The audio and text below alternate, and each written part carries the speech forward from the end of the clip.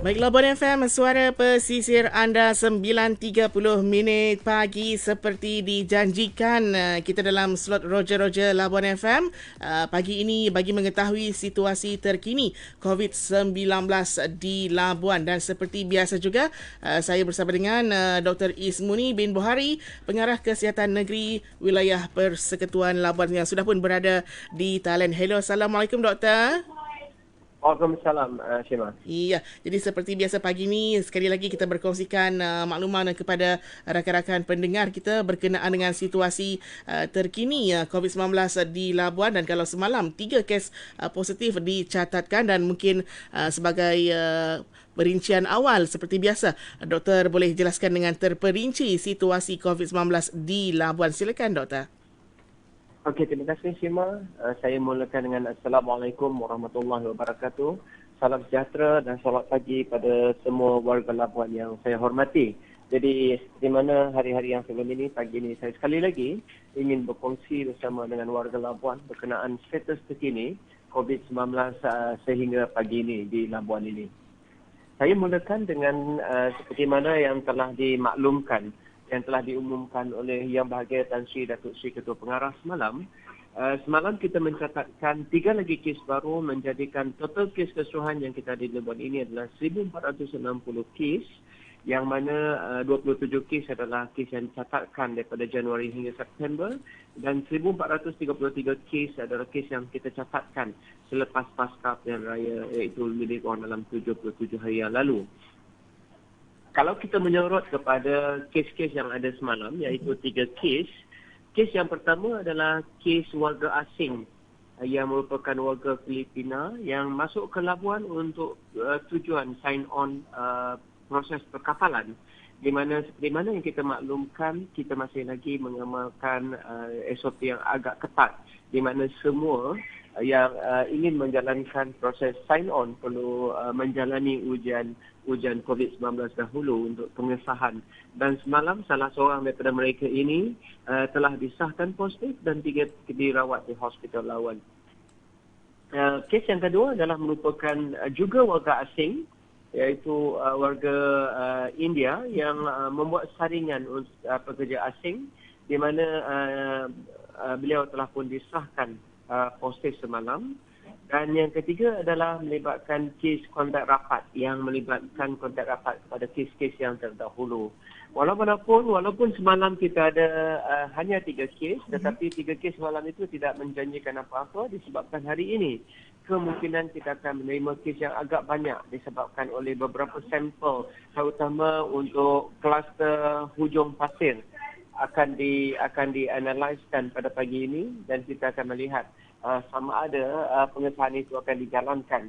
Dan kita menjangkakan kes akan bertambah pada petang ini, memandangkan kepada RTK, iaitu ujian rapid test yang agak banyak. Sekarang ini untuk pengetahuan semua, kita telah pun ada lebih kurang 60 kes positif RTK antigen yang memerlukan pengesahan bila-bila masa sahaja daripada masa sekarang. Oleh sebab itu, kemungkinan untuk kes agak tinggi adalah agak besar, terutama pada hari ini. Untuk kedudukan di Hospital Labuan, semalam kita telah ada 4 lagi kes sembuh, menjadikan kes sembuh keseluruhan adalah 1,402 kes. Dan kalau kita melihat kepada kes ini, 1,402 kes adalah lebih kurang 96% kes-kes kita telah pun kami sembuhkan di Hospital Labuan. Manakala kita ada 9 kematian yang menyumbang kepada 0.6% kes sedia ada, dan kita ada masih ada 49 kes yang sedang dirawat, iaitu menyumbang kepada 3.4 daripada kes keseluruhan. Dan daripada 49 kes yang masih dirawat ini, 43 adalah warga tempatan, manakala 6 adalah warga kes-kes import, dan 1 kes lagi masih dirawat di ICU. Untuk saringan kemasukan, semalam kita telah menerima 784 kemasukan. Juga merupakan angka kemasukan yang tertinggi selepas pasca pilihan raya. Di mana daripada kes ini, 432 kes adalah daripada feri dan bot laju.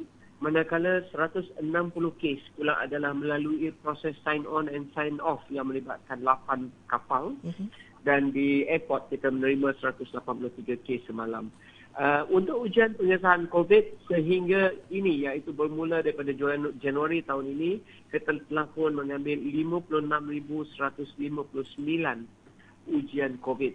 Di mana ini hanyalah PCR, ini pengesahan COVID. Manakala untuk RTK antigen kita telah pun membuat ujian melebihi 15,000.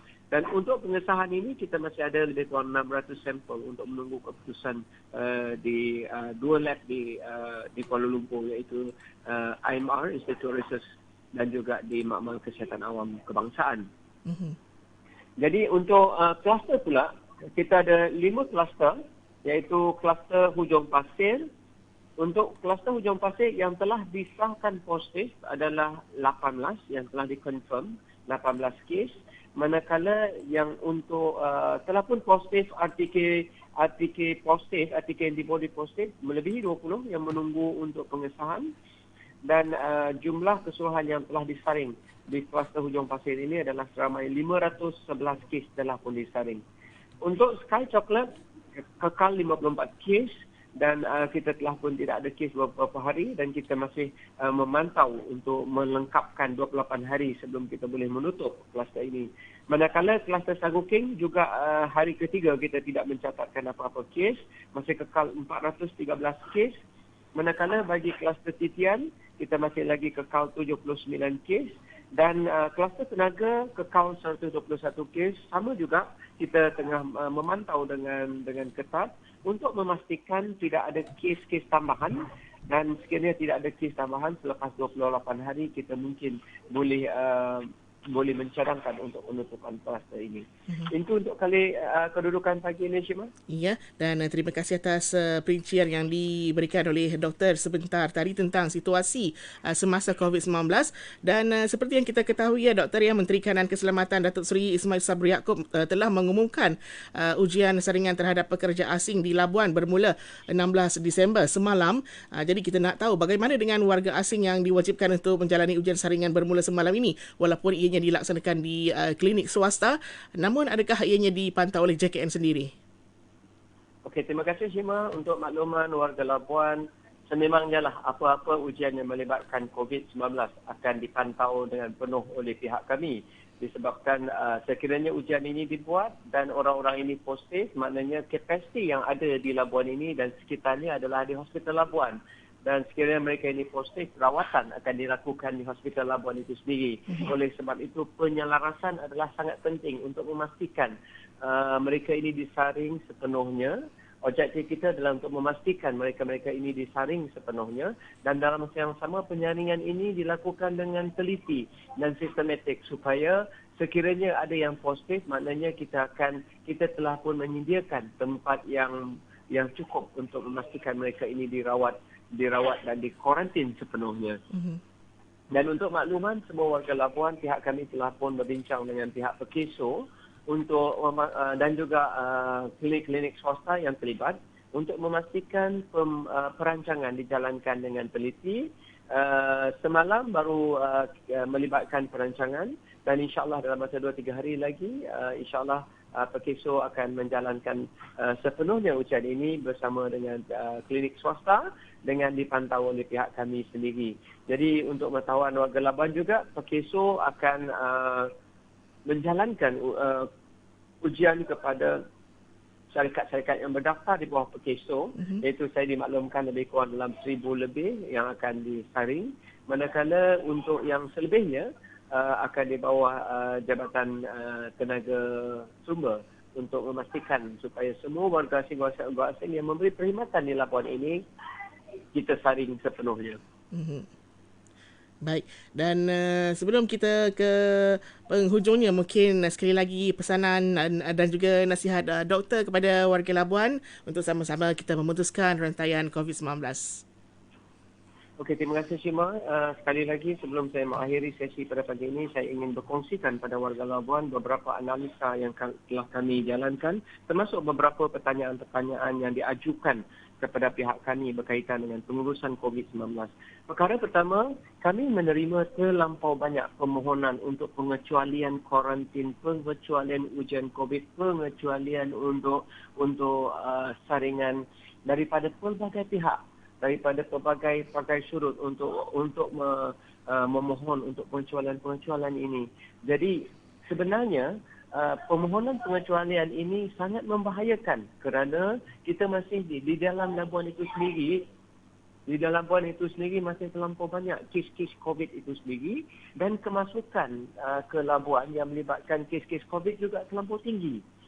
Jadi permohonan-permohonan seperti ini sebenarnya agak nakal dan agak boleh membahayakan kepada keseluruhan labuan itu sendiri. Kita perlu bersatu hati dekat sini untuk memastikan bahawa labuan ini bersih. Jadi kita tidak boleh memohon untuk individu, oh saya ingin mengurangkan, saya ingin ini.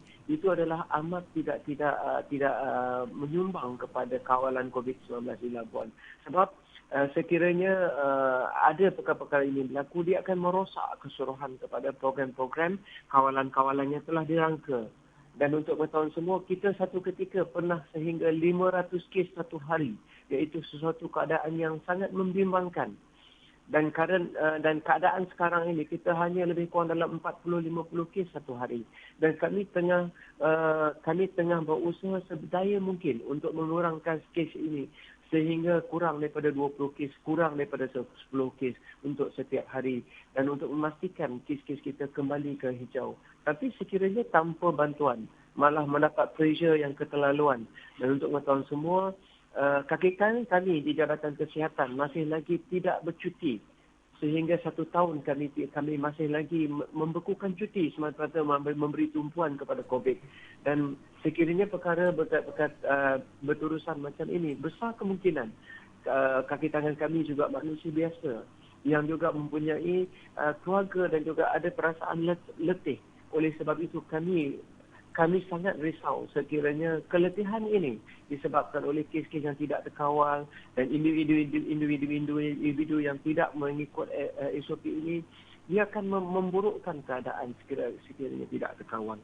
Perkara kedua yang saya ingin diskuskan pada pagi ini adalah kami menerima pertanyaan. Ada yang pertanyaan secara baik, ada pertanyaan secara kasar, dan ada juga yang melibatkan pertanyaan-pertanyaan yang sangat-sangat menggunakan bahasa-bahasa yang sangat kasar. Bertanya berkenaan kenapa swab test, iaitu ujian pengesahan COVID untuk mereka lalu ke Sabah itu dijadikan kota di Labuan ini. Ada kotanya. Kenapa tidak boleh dilepaskan saja? Siapa pergi je ambil, siapa pergi je ambil. Untuk makluman semua, ujian pengesahan COVID ataupun ujian RTK ataupun PCR, pengesahan adalah PCR. Manakala bagi ujian rapid test adalah kita gunakan sebagai pakai RTK antigen. Kedua-dua ujian ini adalah satu ujian yang bukan seperti kita mengambil duit di ATM. Dia bukan semudah itu. ATM pun boleh rosak sekiranya kita mengambil terlampau kerap. Apatah lagi ujian COVID. Ujian COVID adalah proses yang berisiko tinggi yang mendedahkan kaki tangan kami kepada COVID itu sendiri. Dan untuk mengetahui semua, setakat ini kami telah mengesan 1,460 kes positif. Dan sekiranya berlaku breach ataupun berlaku kesilapan di dalam pengambilan, kaki tangan kami yang akan kena COVID itu sendiri. Jadi, saya juga ingin memaklumkan kepada warga Labuan bahawa untuk kita mengambil sampel, untuk kita mengesahkan seseorang itu RTK, rapid test positif ataupun negatif, dia perlu melalui 2 proses yang sangat-sangat bahaya. Proses pertama adalah pengambilan sampel, di mana kalau kita tengok kaki tangan kami akan mendaftar dahulu dan mengambil sampel. Mengambil sampel itu adalah mendedahkan mereka kepada COVID itu sendiri. Jadi mengambil sampel itu sendiri mengambil masa sebenarnya.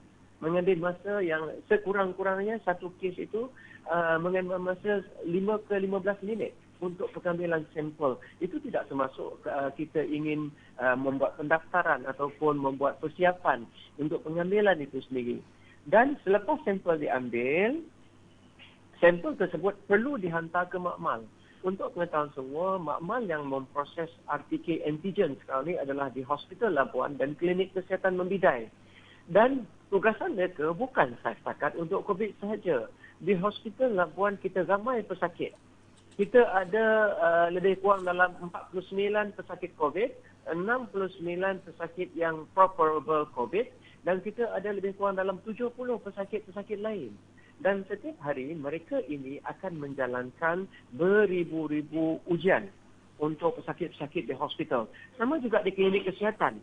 Mereka juga menjalankan ujian-ujian yang diarahkan untuk di klinik-klinik kesihatan. Jadi proses yang mereka gunakan untuk ujian di klinik kesihatan itu sendiri adalah beratus-ratus sehingga beribu sampel. Jadi COVID ini salah satu daripada ujian di dalam makmal itu sendiri. Dan COVID ini pula tidak seperti ujian lain. Apabila kita ingin menguji, mereka memerlukan satu tempat yang khas yang kita panggil sebagai safety cabinet. Safety cabinet yang berada di Hospital Labuan dan juga di klinik Membidai. Di mana untuk menggunakan safety cabinet ini, pegawai-pegawai yang bertugas perlulah menggunakan PPE yang betul. Dan mereka perlu membuka sampel-sampel yang sangat biohazard, yang sangat berjangkit itu satu persatu dan merekodkan balik, membuat ujian, membuat pengesahan dan juga untuk membuat membuang biohazard itu sendiri, dan ini adalah proses yang sangat panjang. Sekiranya tidak ada kawalan, tidak mungkin akan dapat diselesaikan. Oleh sebab itu, kami perlu membuat berdasarkan kapasiti kami sendiri. Oleh sebab itu, untuk pengetahuan semua, kami juga di Jabatan Kesihatan masih lagi menjalankan ujian-ujian saringan yang sangat banyak di komuniti. Satu hari kami ada lebih kurang dalam 400 ke 500 sampel di komuniti. Oleh sebab itu, kami menetapkan sampel untuk pengembara ini sebanyak 300 maksimum, disebabkan kita masih banyak lagi ujian-ujian lain. Dan cuba bayangkan, untuk buat masa ini, kaki tangan kami kompromis keluarga, kompromis diri sendiri dengan melakukan bekerja lebih masa setiap hari sehingga pukul 12.30 malam. Dan sekiranya tidak ada tekad, apa akan jadi? Dan kami juga manusia biasa yang memerlukan rehat, memerlukan masa untuk diri sendiri. Jadi oleh sebab itu, saya memohon supaya selfish, iaitu kita terlampau mementingkan diri sendiri itu, kita boleh dikurang-kurangkan supaya kita memahami keadaan keseluruhan, terutama apabila kita di Labuan ini masih banyak kes-kes COVID yang perlu diselesaikan, terutama yang melibatkan beberapa kawasan-kawasan yang tertentu. Dan yang seterusnya, iaitu untuk saya ingin memaklumkan kepada semua, ramai yang tidak faham dengan istilah wabak. Sebenarnya wabak ini adalah apabila penyakit-penyakit tersebut ada melebihi certain number. Contohnya di COVID ini kalau ada satu atau dua kes dah dikira sebagai wabak. Jadi kalau kita tengok di seluruh dunia sekarang ni adalah wabak COVID. Di Malaysia kita banyak kes, kita adalah kawasan wabak COVID-19. Labuan kita ada aktif kes berjumlah 49 kes. Kita juga adalah kawasan wabak COVID-19. Cuma sekiranya kawasan-kawasan tertentu tidak terkawal ataupun memerlukan pemerhatian khusus untuk mengawal dan untuk memastikan penularan itu dapat dihentikan, kami akan menjadikan kawasan tersebut sebagai kluster. Kluster ini maknanya kawasan itu telah pun di luar kawalan, iaitu wabak-wabak di luar kawalan. Jadi apabila wabak-wabak ini dikategorikan sebagai luar kawalan, kami meletakkan kluster untuk sebagai penanda aras untuk kami memastikan prosedur dan norma-norma baru digunakan sepenuhnya di kawasan ini. Jadi apabila kluster ini dah dijalankan, maknanya kawasan-kawasan itu di bawah pemerhatian kami sepenuhnya. Jadi sekiranya sesuatu kawasan itu ditutup, penutupan kawasan itu adalah di bawah Akta 342, iaitu penutupan atas arahan untuk pembersihan disebabkan kawasan itu adalah kawasan yang tercemar. Jadi di bawah di bawah Seksyen 342 ini, apabila satu kawasan itu diisytiharkan wabak tidak terkawal dan kawasan itu ditutup, jadi kawasan itu sebenarnya tidak boleh dimasuki kecuali oleh kaki tangan KKM dan orang-orang yang tertentu yang telah pun diberi kerjasama. diberi kebenaran oleh pihak Jabatan Kesihatan untuk memasuki kawasan tersebut. Dan kawasan-kawasan tersebut hanya boleh dimasuki semula selepas mendapat kelulusan dan pengesahan daripada Jabatan Kesihatan. Mana-mana keingkaran, contohnya sekiranya kawasan itu telah ditutup, tetapi ada yang dibuka di luar ataupun di kawasan sekitar, itu adalah kesalahan di bawah Seksyen 12 ataupun Seksyen 22 Akta Penyakit Berjangkit yang boleh disabitkan dengan kompaun. Dan juga kalau di bawah Seksyen 12, Seksyen 12 ini adalah dengan sengaja menyebabkan penyakit walaupun kita tahu kawasan itu telah diisytiharkan sebagai wabak tidak terkawal. Yang ini adalah tidak boleh dikompaun. Ini adalah kesalahan-kesalahan yang perlu dibawa terus ke mahkamah. Jadi oleh sebab itu, kita perlu faham bahawa sekiranya penutupan itu dah dibuat, tunggu arahan selanjutnya daripada Jabatan Kesihatan untuk memastikan kawasan-kawasan ini telah pun clear sepenuhnya sebelum kita boleh membuka kawasan-kawasan ini. Jadi kalau kita tengok sekarang ni, selagi kluster tidak tertutup, kluster itu masih lagi adalah di bawah pengawasan dan ia perlu diberi perhatian serius untuk memastikan penyebaran penyakit tidak berlarutan di kawasan ini. Dan saya ingin memaklumkan sekali lagi, kita ada 5 kluster. Kluster yang pertama adalah kluster Hujung Pasir. Kluster Hujung Pasir ini adalah kluster di UTC. Manakala untuk kluster Sky Chocolate adalah di kawasan Gresik, di kawasan Bandar, di kawasan Kiam Sam dan di kawasan Ujana. Manakala untuk kluster Tenaga berada di Jalan Tenaga. Kluster Sagu King adalah di kawasan Sagu King dan kawasan Gresik. Dan manakala untuk kluster Titian, ia adalah di bawah Kampung Muslim dan kawasan-kawasan sekitar. Dan buat masa ini, saya ingin memaklumkan juga ada beberapa kawasan yang telah ada kes-kes secara terpencil yang perlu dikawal sepenuhnya. Kes-kes ini adalah seperti di kawasan Berbuluh Laut, di Ganggarak, di Lubuk Temiang dan di Taman Mutiara. Ini adalah kawasan-kawasan yang telah pun kita sahkan ada kes-kes yang kami tengah kawal secara terperinci. Jadi apa yang paling penting untuk kita sekarang ini adalah untuk kita bersatu hati, memastikan SOP-SOP dijalankan, patuh kepada SOP, patuh pada norma baru, jaga kesihatan, jaga kebersihan, jaga tempat-tempat kita sendiri. Sila pastikan bahawa SOP itu dijalankan dan pemantauan di kawasan-kawasan kita itu dijalankan dengan baik untuk memastikan kita bersama-sama menangani COVID-19 ini. Tanpa kerjasama semua mustahil.